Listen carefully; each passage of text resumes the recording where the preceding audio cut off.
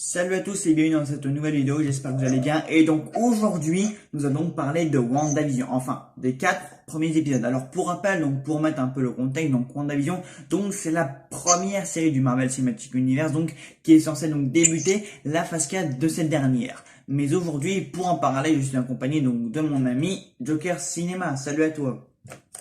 Salut à toi, ça va? Tranquille, très bien. Alors, donc on a vu donc ensemble, enfin tous les deux, chacun de notre côté, donc les 4 premiers épisodes.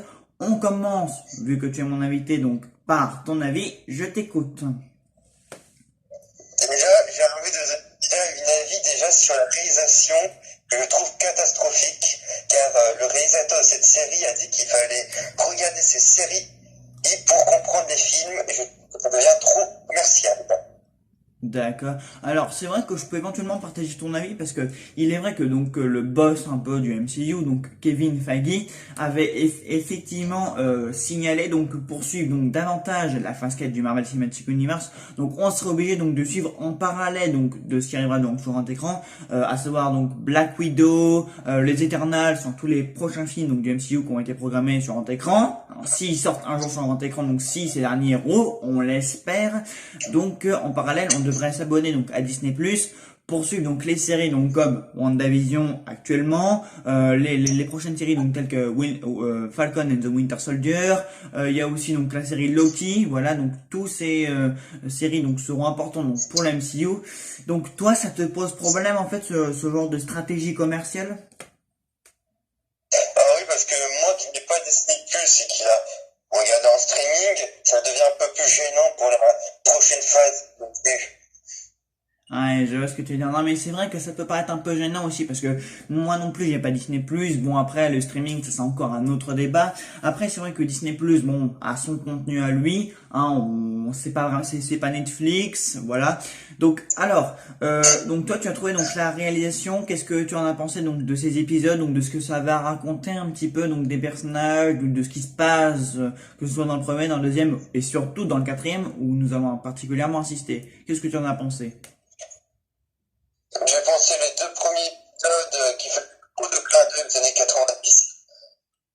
Et les deux autres, donc l'épisode 3 et 4, qui étaient pas mal. Même le troisième était trop long. Ah oui, le troisième, je suis d'accord, il était un peu long, mais il était amusant quand même, hein. Oui, c'est amusant, bien sûr.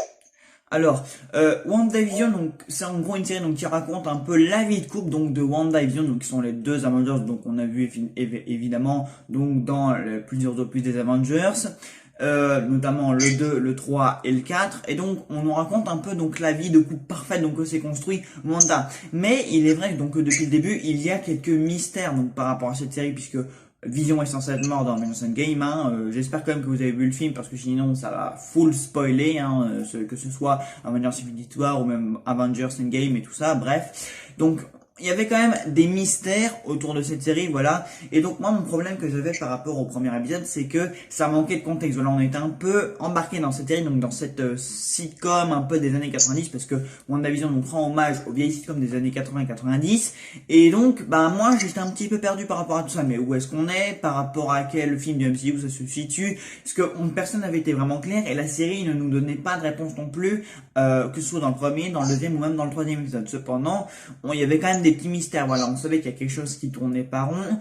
On devinait qu'il y avait un petit mystère derrière tout ça. Est-ce que Vision était vraiment mort? Après quel film du MCU donc WandaVision se situait? Qu'est-ce qui se passait donc vraiment autour de tout ça? Et donc, bah, l'épisode 4, donc, déjà, nous donne des réponses. Et donc, toi, l'épisode 4, qu'en as-tu pensé, hein? Donc, pour rappel, donc, l'épisode 4, donc, qui nous éclaire un petit peu plus, donc, sur tout le mystère, donc, qui est autour de cette vie parfaite, donc, de Wanda et Vision. Alors, qu'est-ce qui se passe, donc, dans cet épisode 4? Donc, pour rappel, donc, le film, donc, la série, donc, se situe bien directement après les événements d'Avengers Endgame. Voilà, donc au début on voit donc Monica Rambeau, hein, qu'on avait déjà vu dans le film Captain Marvel, voilà, donc avec Brie Larson. Et donc eh bien on nous dit justement donc que Vision est bien mort. Voilà, on va l'apprendre au détour donc d'une toute petite scène vers la fin de ce quatrième épisode. On apprend donc que Wanda donc s'est construit vraiment un monde tout à elle quelque part aux États-Unis, et donc le Sword donc un peu l'équivalent du Shield donc l'espionne, la guette, et a donc découvert donc qu'elle s'était créée une vie parfaite donc avec Vision. Et donc toi donc cet épisode donc 4 qui nous offre donc un point de vue donc différent donc sur la série, donc en gros ça se passe donc pendant tout le début de la série, donc l'épisode 4 donc revisite en gros les épisodes 1, 2 et 3. Qu'en as-tu pensé? J'en ai pensé vraiment bien du quatrième, m'a fait replonger vraiment dans cet univers du MCU où tous ces personnages sont connectés. Vraiment, j'ai adoré. Ah, oui, c'est vrai que c'est un épisode intéressant. Alors, on a revu aussi donc deux personnages récurrents, enfin récurrents, donc deux têtes qui nous semblaient familières. Et en effet, donc on a revu donc la scientifique qui se trouvait dans Thor 1 et 2, donc le monde des ténèbres, donc qui était l'assistante donc de Jane Foster, donc son nom s'affichera donc en bas de l'écran. Hein. Et donc on a revu aussi donc Jimmy Woo, donc pour rappel donc qui était le policier donc qui assistait Scott Lang dans Ant-Man 2 et la Guêpe. Donc personnellement Ant-Man 2 et la Guêpe, le film le plus oubliable du MCU, je suppose que tu es d'accord avec moi, parce que vraiment les deux voleurs de mine sont passés quasiment inaperçus. J'ai bien aimé pour ma part. Ah, t'as bien aimé. Alors bon, on va pas rentrer dans ce débat, quel est le meilleur film du MCU, peut-être qu'on viendra dans une prochaine vidéo, mais c'est vrai que du coup, en retrouvant ces personnages, du coup, le MCU donc nous reconnecte un peu avec toute l'univers du MCU, parce que c'est vrai que jusqu'à maintenant, voilà, les trois premiers épisodes en fait étaient totalement déconnectés dans l'ensemble du MCU. On n'avait pas vraiment de contexte, on n'avait pas d'histoire, on n'avait rien. Ça t'a gêné toi d'ailleurs que le fait qu'on soit pendant les deux, trois premiers épisodes donc déconnecté vraiment du MCU, voire qu'on ait l'impression d'être dans un tout autre univers, ça t'a gêné toi? Ben, ça m'a pas gêné parce que pour moi, on était plutôt dans une série des années 90 que dans une vraie série de MCU. C'est ça, exactement, oui. Et donc, il est vrai que c'est aussi ça qui m'a gêné moi au départ, parce qu'on n'avait pas vraiment de contexte. Voilà, on débarquait un peu là-dedans. Donc c'est vrai que Marvel a pris un très très gros risque en débutant la série donc directement dans les années 90.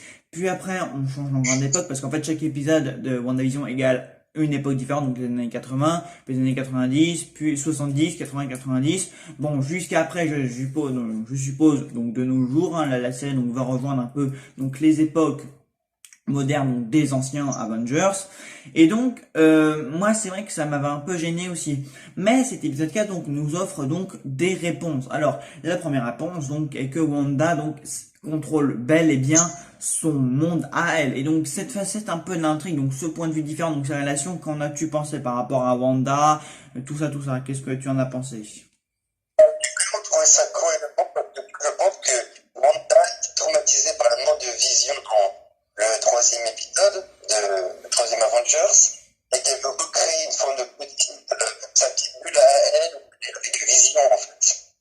Ah oui, exact, oui, oui, c'est vrai que, bah, disons que ça, donc c'est vrai que ça crée un ensemble assez cohérent, donc avec l'ensemble donc du MCU, hein, donc ça remet tout en contexte, donc Wanda donc qui est traumatisée, donc comme tu l'as dit, donc par la mort de Vision, donc Vision qui est bel et bien mort, comme on le verra, comme je l'ai dit donc à la fin de cet épisode, hein, donc avec son espèce donc de pierre de l'infinité au crâne, donc qui lui avait été enlevée par Thanos dans Infinity War. Alors. On a donc aussi donc les révélations donc sur tout ce qui s'est fait dans notre premier épisode. Donc par exemple tu te souviens donc de l'espèce de scientifique donc qui avait traversé un petit peu le portail et qui avait ressurgi un peu des égouts. Tu sais quand Wanda avait remonté un peu le temps, là on a aussi des réponses par rapport à ça. Du coup ça nous laisse quand même libre à certaines théories hein, pour l'épisode 5 donc qui arrivera donc demain. Alors toi, que penses-tu qui va se passer? Est-ce que Wanda, selon toi, va vraiment se rendre compte que tout ce qui existe autour d'elle n'est que du fake? Est-ce qu'elle va, selon toi, recouvrir à la mémoire? Parce que là, donc du coup, si elle a pu se remémorer très brièvement la mort de Vision, est-ce que pour toi, ça signifie que elle va se souvenir de tout? Voilà, on a déjà fait aussi dans l'épisode 2, non, dans l'épisode 3, pardon, donc la référence à la mort de son frère jumeau, donc mort dans l'ère d'Ultron, donc un événement d'ailleurs qui n'avait pas été cité donc depuis très longtemps dans le MCU, et donc là il aura fait surface, hein, donc Ultron, l'ère d'Ultron et tout ça, donc on retrouve quand même donc toute cette cohérence par rapport au MCU, donc le contexte, donc comment ça se passe, et donc pour toi, donc qu'est-ce qui va se passer dans la suite? Pour ma part, je pense que WandaVision, sait qu'elle est dans un monde fake, mais qu'elle ne veut pas retourner dans le vrai monde qui a fait mourir en fait Vision en fait. Elle veut vivre son monde et voilà, être tranquille, quoi. Oui, c'est ça, oui, oui, bah en fait c'était un peu le but de la série, mais en fait j'ai eu peur pour moi, donc je suppose que pour toi aussi du coup, moi j'ai eu peur que contrairement à The Mandalorian, hein, qui est une série donc, qui a très avancé et qui a vraiment tardé à nous donner donc des réponses, hein, je pense que tu es d'accord avec moi là-dessus, que Mandalorian a vraiment tardé à nous offrir plein de réponses, hein, tu es d'accord avec moi là-dessus? Et Moi, pour The Mandalorian, j'avais adoré le dernier épisode, hein, avec, ah, je vais pas spoiler le personnage, mais j'avais vraiment aimé. exact, ouais. Et donc moi j'avais un peu peur que WandaVision donc traîne un peu à nous apporter donc toutes ces réponses, donc où est-ce que ça se passe, donc et non, là on a déjà des réponses dès le quatrième épisode. Donc selon toi donc Wanda va quand même recouvrer la mémoire et va donc se souvenir de tout ça, c'est ça? Ouais, je pense, mais comment dire, ça va être un peu chiant pour elle parce que elle sera plus avec que Vision qui est mort. C'est ça qui est embêtant. Et oui, c'est ça.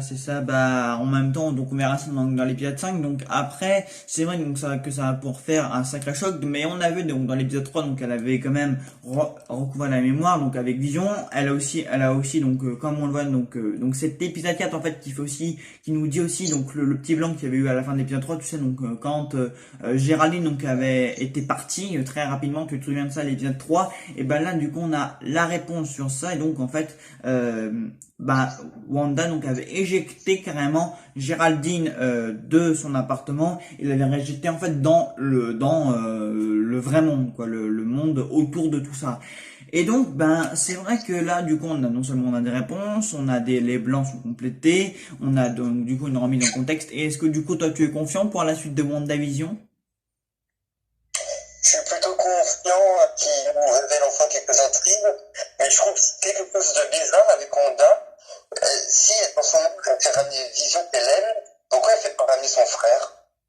Ah, effectivement, c'est une bonne question. Après, c'est vrai que son frère n'était pas vraiment un Avengers et que son frère a disparu quand même depuis assez longtemps. Et puis bon, Vision, tu vois, c'est quand même un peu l'amour de sa vie, contrairement à son frère, voilà, à son frère jumeau qui disparaît quand même depuis bien longtemps. Même si c'est vrai que c'est un souvenir qui est enfui. Bon, je pense que Vision est quand même un personnage beaucoup plus important dans le MCU que ne l'a jamais été son frère jumeau, que beaucoup de personnes voilà, que beaucoup de fans du MCU ont, je pense, oublié. Et je pense que même, voilà, tout ce qui est Kevin Feige, tout ça, ils ont enterré définitivement ce personnage, quoi. Donc, voilà. Alors, si tu pouvais nous résumer, donc, ton avis vraiment global sur cette première moitié de WandaVision, qu'est-ce que tu aurais à dire, en gros? Un avis sur les 4 épisodes, que c'était long, ça prend du temps à installer l'intrigue, mais ça peut annoncer du lot pour la suite et j'ai hâte de voir le prochain épisode vendredi. Et bah du coup on verra ça demain peut-être et donc du coup peut-être qu'on aura l'occasion d'y revenir dessus très très vite hein. Peut-être que l'épisode 5 va justement nous offrir une nouvelle perspective donc sur WandaVision. Déjà l'épisode 4 était vraiment intéressant, donc on a eu un nouveau point de vue, on a eu le retour de personnages assez emblématiques, on a eu une remise en contexte, donc une remise que ce soit en contexte et en cohérence du coup parce que là c'est vrai que on était un peu perdu dans ces deux premiers épisodes, on savait pas où on était, on savait pas du coup ce qui se passait, si on était toujours dans le MCU ou pas. Donc le pari, tu penses que Marvel a quand même réussi à bien nous avoir avec cette série en prenant des risques et tout ça, tu penses que quand même Marvel a vraiment bien réussi son coup avec WandaVision? Bien réussi, ce sera un grand mot, mais oui, il peut faire quelque chose de propre sur cette série. Ça évolue leur personnage, que je crois que dans la nouvelle phase du MCU, Wanda et vont être des personnages. D'accord, ouais, ouais, bah, c'est vrai que je te rejoins un peu.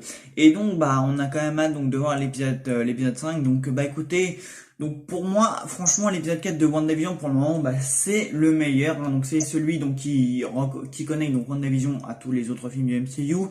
D'ailleurs, il y a déjà des petits malins donc sur l'année qui se sont amusés à recréer donc la cohérence donc de WandaVision avec Avengers Endgame et pour nous montrer que les deux contenus Endgame et WandaVision donc sont parfaitement synchronisés hein, donc avec le début d'épisode on revoit donc Monica Rambeau revenir à la vie donc après le claquement de doigts de Hulk dans Endgame, voilà donc tout est parfaitement synchronisé donc Voilà, donc c'est vrai que oui, Marvel a vraiment réussi son coup avec cette série et on a donc vraiment hâte de voir la suite. Enfin, me concernant, voilà, ça peut être, comme tu l'as dit, quelque chose de propre, quelque chose d'inédit, quelque chose de vraiment intéressant. Et donc on a hâte de voir tout ça. Voilà, bah écoutez, est-ce que tu as quelque chose à rajouter? Non, mais as-tu une autre série Marvel que tu attends à la place de la vision? Bah peut-être éventuellement, j'avais déjà fait une série dessus hein, sur tout ce que j'attendais, donc tout ce qui avait été annoncé au Disney Investator là, enfin au grand événement Disney où on avait eu vraiment toutes les annonces de A à Z, tu te souviens de cet événement je suppose. Euh, je pense que je vais quand même pas mal attendre la série Loki, voilà, Loki se passe vraiment un personnage qui m'intéresse. Mais bon, qu'est-ce qu'ils vont encore nous réserver avec ce personnage? Ils ont réussi à tuer, à ressusciter maintes et maintes fois, voilà. Et toi, quelle est la série que tu attends le plus? Enfin, personnellement, c'est Loki, hein, parce que c'est mon personnage préféré de cette MCU. Eh bah écoute, c'est parfait, donc on se donnera donc rendez-vous donc pour en parler donc de tout ça, donc que ce soit de WandaVision ou même de ces séries, hein. Il est prévu d'ailleurs que pendant le prochain Super Bowl, on ait donc quelques bandes annonces dévoilées, donc des news aperçues que ce soit pour Loki, The Falcon and Winter Soldier que j'attends un petit peu aussi, ça pourrait m'être intéressant. Donc voilà, bah écoutez, donc c'est la fin donc de cette vidéo, donc merci à toi Joker Cinéma donc d'y avoir participé, hein. On se retrouve pour d'autres vidéos news. Et bah écoutez, nous retrouvons donc dans une prochaine vidéo donc très très vite. En attendant, donc bah si vous n'avez pas vu mon avion, je vous conseille fortement de vous intéresser. Donc effectivement, la série va vous sembler un peu longue au début. Voilà, elle est très sympathique, la production design est vraiment très réussie, mais globalement, attendez jusqu'à l'épisode 4 vraiment pour avoir toutes les réponses aux questions que vous vous posez. Enfin, pas toutes les réponses, mais une bonne partie du mystère est dévoilée. Et voilà, donc on se retrouvera très vite pour parler donc de l'épisode 5 donc, qui arrivera donc dès demain. Et sur ce, donc, salut tout le monde. Salut.